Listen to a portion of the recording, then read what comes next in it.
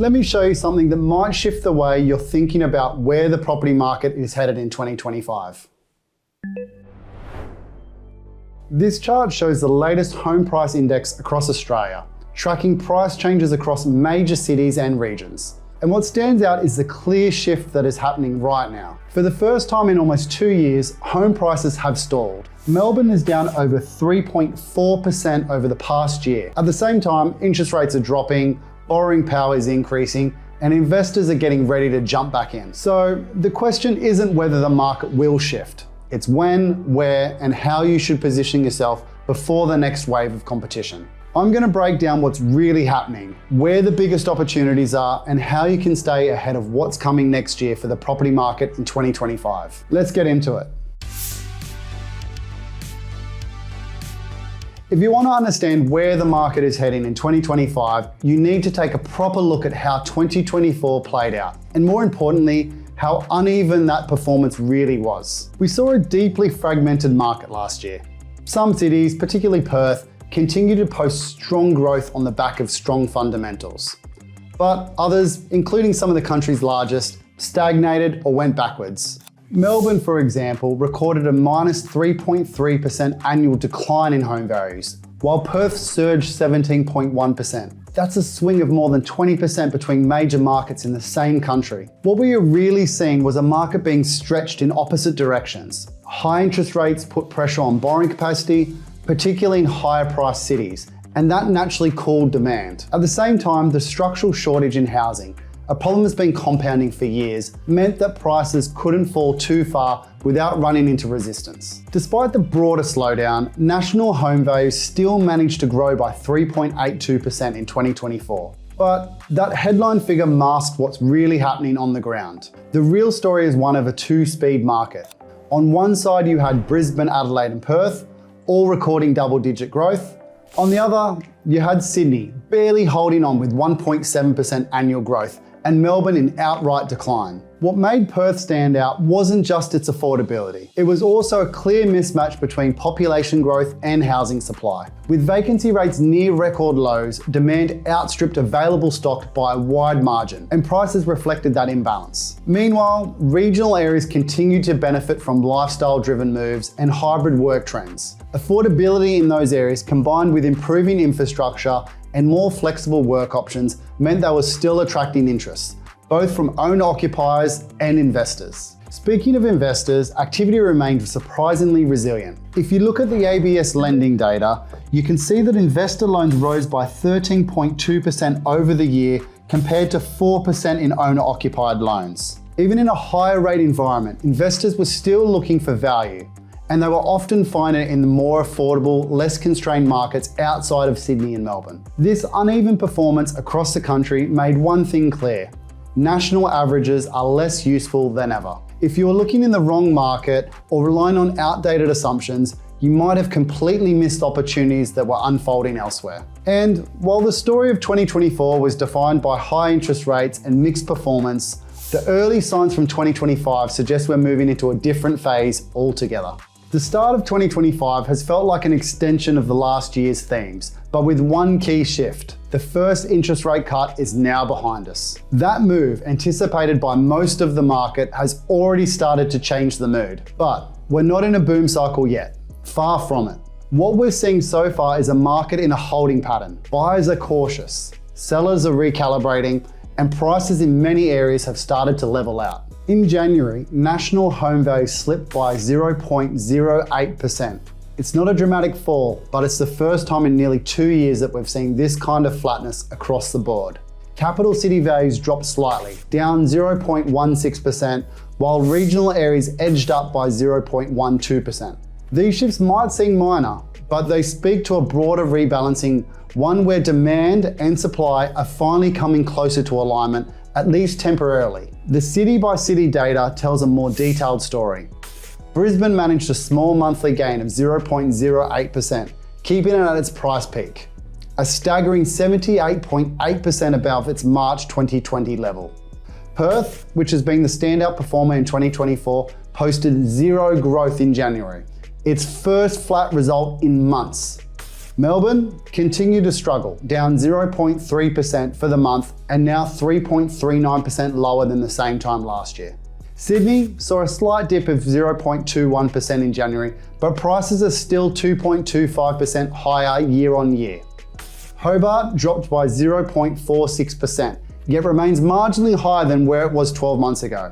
Overall, the national market is still ahead of where it was in early 2024, but momentum has slowed down. What's worth paying attention to isn't the numbers, it's the sentiment behind them. Buyers aren't rushing in. Many of them are waiting for more rate cuts. Investors are watching the market closely but haven't yet returned to full force. The shift from a seller's market to one where buyers have more leverage is already underway. But this softer start to the year might not last. Over 65% of surveyed experts believe that the second half of 2025 will see stronger price performance driven by improved affordability, growing confidence, and further rate reductions. Rental markets, meanwhile, remained extremely tight. If you look at the SQM rental vacancy table, you can see national vacancy rates are holding at around 1%. And if I specifically click on Perth, you can see it's down to below 1%. Hobart is also below 1%.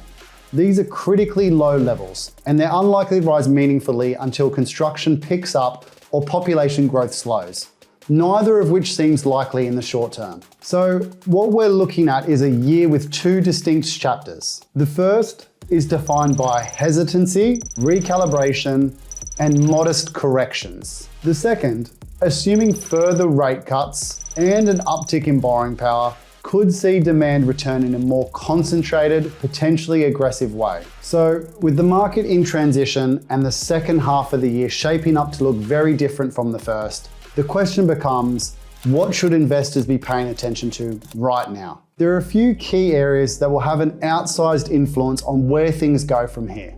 And they're not all about price movements, starting with interest rates and borrowing power. In February, the RBA announced its first rate cut, a 25 basis point move that brought the official cash rate down to 4.1%. For most borrowers, this translated to about $100 a month in reduced payments. It's a start, but it hasn't meaningfully shifted affordability for the majority of households just yet. Roughly 40% of borrowers are still under mortgage stress and would need closer to $500 a month in relief before feeling real breathing room. That's why all eyes are just on what's happening next. The big banks don't agree on how many cuts we'll see this year. ANZ is expecting just one more. CommBank and NAB are forecasting 2 to 3 with a target cash rate of 3.35% by year end. Westpac is in the same camp. Regardless of the exact number, the direction is clear. Rates are falling. And as they do, borrowing power will improve. That's likely to bring a new wave of buyers into the market, especially those who have been sidelined for the past 12 to 18 months. There's been also policy shifts that could change the dynamics for certain buyer groups. For example, the Federal Treasurer recently directed banks to disregard student debt when assessing mortgage applications. That alone could increase borrowing capacity by up to $90,000 for some younger buyers. Lending conditions for developers are also loosening, which may help unlock more apartment supply later in the year. But it's important not to get ahead of ourselves. None of these changes mean the market is about to take off immediately. What they do signal is a slow but steady shift, and that shift will start to unlock parts of the market that have been frozen over for some time. The other major force is supply, or more importantly, the lack of. The National Cabinet has set a target of 1.2 million new homes by mid-2029. That breaks down to 240,000 new dwellings a year. But by November last year, only 169,000 had been approved, already 30% short of that target. And even among approved projects, many haven't made it into construction. There's an estimated backlog of 250,000 approved but unfinished homes. Developer delays, labour shortages, and high construction costs are all contributing to the bottleneck. Master Builders Australia estimates we need an extra 130,000 skilled workers just to meet the current demand. It's also taking longer to build, around 3.4 quarters now, compared to 2.2 before COVID.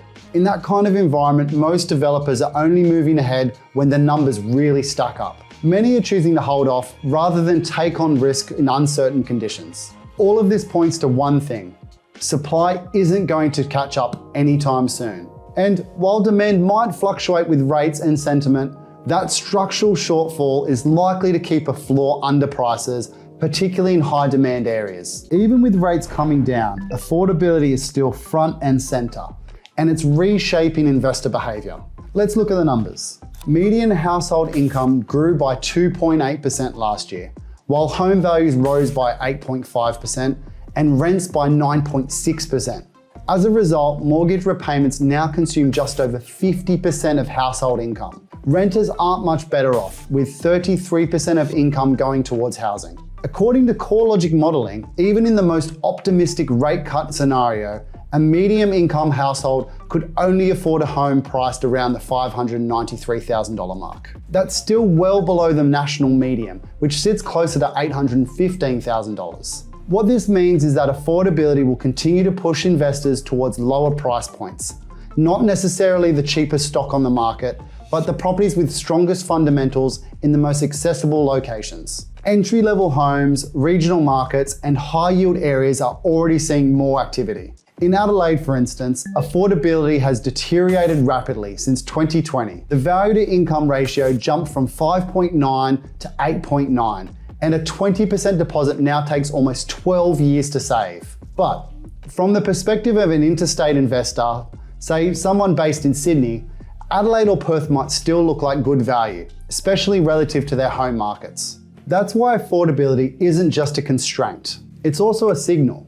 It's telling us where capital is likely to flow next, and which markets are better positioned to absorb that demand.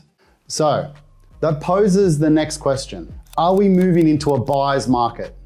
Well, we're not quite in a full buyer's market territory just yet. The signs are pointing in that direction, at least in certain segments. National home values slipped by 0.1% in December 2024 and held flat through January. This leveling out isn't dramatic, but it marks a clear departure from the heat we've seen in recent years. Supply is also beginning to build, giving buyers more choice, and in some cases, more negotiating power. In January, total listings were up 18.1% compared to the same time last year. In capital cities, the rise was more modest at 7.7%, but still enough to tip the balance. Sydney, Melbourne, Hobart, and Canberra now all have stock levels sitting above their 5-year averages. That's important context for anyone looking to buy, sell, or hold, because the dynamic between stock and demand is shifting. Clearance rates are another useful indicator.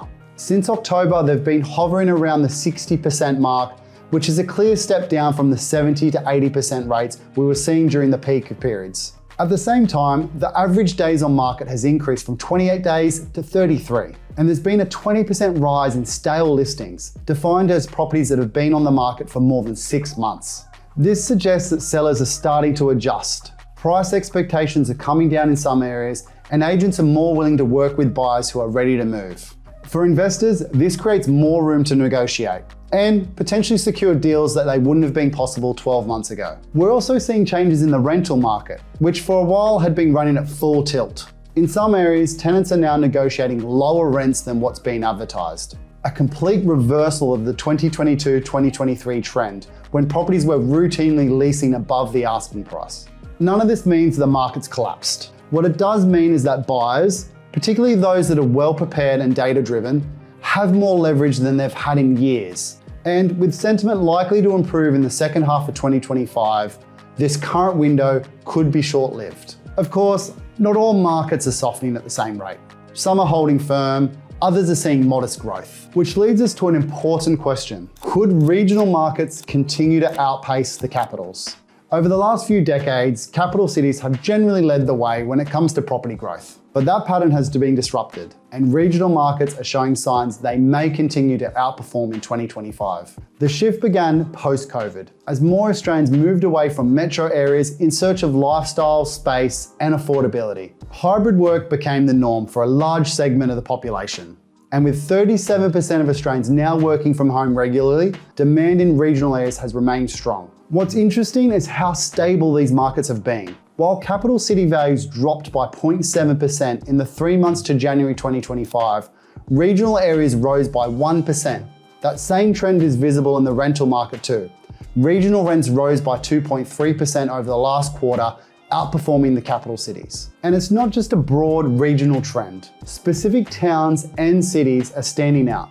In Western Australia and Queensland, the regional hubs like Geraldton, Albany, Mackay, Townsville, and Gladstone have all posted strong quarterly growth. A key driver here is yield. In many of these towns, rental yields are exceeding 6%, which is attracting investors who might have previously focused on capital growth alone. That said, some of the markets are now starting to cool slightly. Growth rates in places like Gladstone and Geraldton have come off their peaks. But in the broader context of a national market that's slowing, regional areas still present a compelling case, especially for investors who are focused on fundamentals and long-term positioning. And as we've already seen, that's one defining force shaping investor decisions in 2025. When you take all of this into account, the rate cuts, the housing undersupply, the affordability pressures, the early signs of a buyer's market, what emerges isn't a single market narrative, but a clear message you can't afford to generalize. We're in a market where the national average tells you very little. This level of fragmentation creates opportunities, but only if you know where to look. According to KPMG, national house prices are forecast to rise by around 3.3% in 2025. But that figure flattens out all the nuance. In a market like this, the difference between a good result and a great one can come down to city selection, asset type, and timing. Affordability will continue to shape the direction of investor activity. That means increased attention on units, regional markets, and more affordable cities. In fact, unit values are forecast to rise by 4.6% in 2025 and 5.5% in 2026, driven largely by rising demand from buyers priced out of detached housing. We're already seeing this play out in Perth, where units actually outperformed houses last year, 18.9% growth compared to 17.5%. And with demand still outpacing supply, that trend could continue, particularly in areas where rental yields remain attractive. The same dynamic is unfolding in cities where serviceability is becoming a barrier. In Sydney, for example, it now takes 68% of the average household income to service a new mortgage, a figure that highlights just how far price growth has outpaced income growth. As a result, capital is being redirected into markets that still offer value, whether that's on the fringes of major cities or in high-performing regional pockets. As for where the property values might end up by the close of 2025, that's still tied closely with what happens with interest rates. According to SQM research, national price movements could range from anywhere from a 4% decline to a 10% gain, a wide spread that reflects how sensitive this market is to borrowing conditions and buyer sentiment. But here's the key takeaway. The conditions are shifting, not in a dramatic headlines everywhere kind of way, but steadily, decisively. And for investors who are paying attention, this part of the cycle presents more opportunity than noise. See ya.